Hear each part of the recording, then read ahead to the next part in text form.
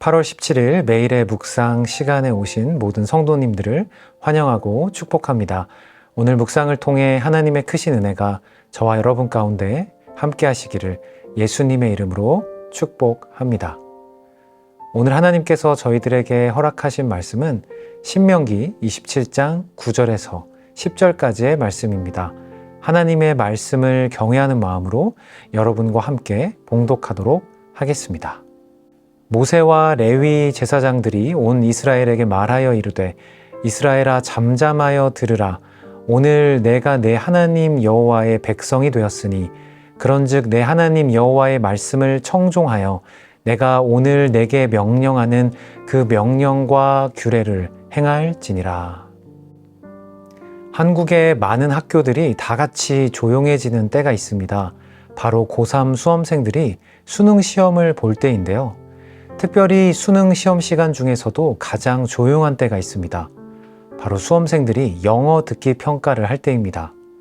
숨을 크게 쉬는 것조차 부담스러운 시간이지요.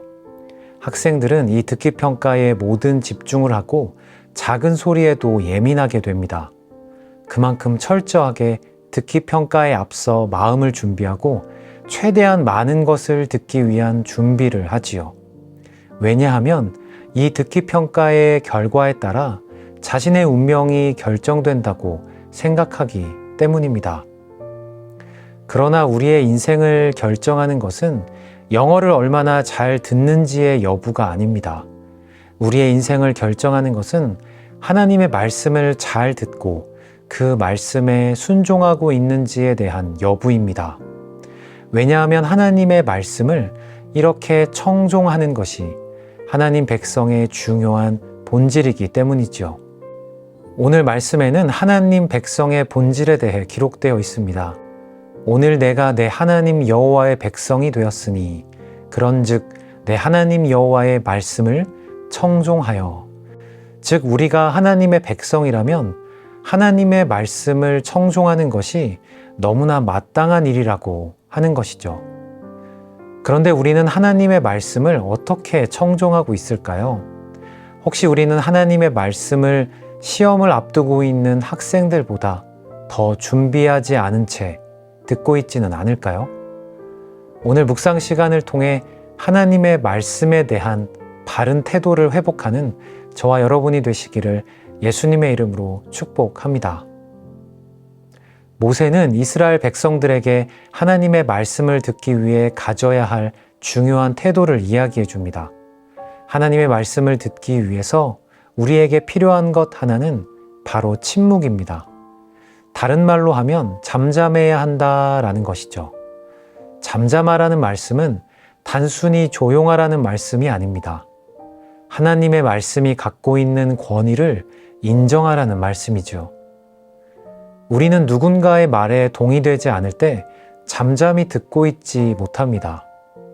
그러나 하나님의 말씀은 우리가 더할 것도 없고 또한 뺄 것도 없는 완벽한 권위를 갖고 있습니다. 하박국 2장 20절에는 모든 피조물이 하나님 앞에서 잠잠해야 할 것을 명령하십니다. 오직 여호와는 그 성전에 계시니 온 땅은 그 앞에서 잠잠할지니라 하시니라. 우리는 우리의 생각과 경험을 내려놓고 하나님의 말씀 앞에 잠잠해야 합니다. 하나님의 말씀은 언제나 우리의 생각보다 우리의 경험보다 옳다는 것을 고백해야 합니다. 그것이 하나님의 말씀을 청종해야 하는 성도의 첫 번째 태도입니다. 하나님의 말씀을 청종하는 두 번째 태도는 바로 말씀을 향한 경외심입니다.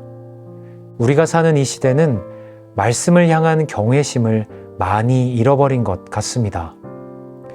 제가 다니던 신학교의 채플 시간에는 아주 특별한 순서가 있었습니다. 바로 다 같이 성경 봉독을 하기 전에 항상 일어나서 성경을 봉독했습니다. 그것이 저에게 참 특별하게 다가왔습니다. 그것은 성경을 가장 가까이 해야 하는 목회자들이 말씀에 대한 경외심을 잊지 않도록 하는 장치가 되었던 것이죠. 만약 말씀을 가르쳐야 하는 저 같은 목회자가 말씀에 대한 경외심을 잃어버리게 된다면 어떻게 될지 정말 두려운 마음이 들었습니다. 하나님의 말씀을 삶의 도덕적인 교훈이나 예수님의 일생을 담은 전기 정도로 생각해서는 안 될 것입니다. 하나님의 말씀은 말 그대로 하나님께서 저와 여러분에게, 우리에게 하시는 말씀이기 때문입니다. 경외심을 갖고 그 말씀을 대하면 하나님은 우리 안에서 새로운 일을 이루어 내십니다. 히브리서 4장 12절에서 13절은 하나님의 말씀에 어떤 능력이 있는지를 보여주고 있습니다.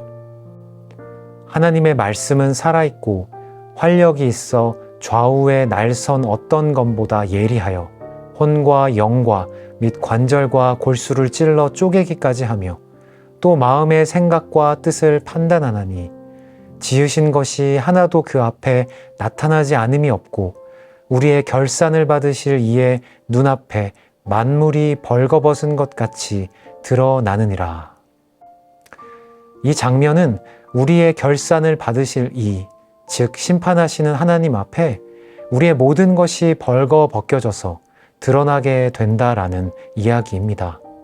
하나님의 말씀을 경외하는 사람의 영과 관절과 골수를 찔러 쪼개며 우리의 모든 생각이 투명하게 하나님 앞에 드러나게 됩니다. 그리고 우리는 그 말씀으로 새롭게 피조되는 것이죠. 우리에게 주시는 말씀을 경외함 없이 그리고 하나님의 말씀에 대한 권위를 인정하지 않은 채 듣기 시작한다면 하나님의 말씀은 다른 사람들의 말과 똑같습니다. 그렇게 수많은 말씀들을 듣고 성경을 통해 읽지만 내 삶의 그 말씀이 실제가 되지 않는 일이 일어나는 것이죠. 사랑하는 성도 여러분, 하나님께서는 오늘도 우리에게 말씀하고 계십니다. 그 말씀을 잠잠하게 청종하십시오.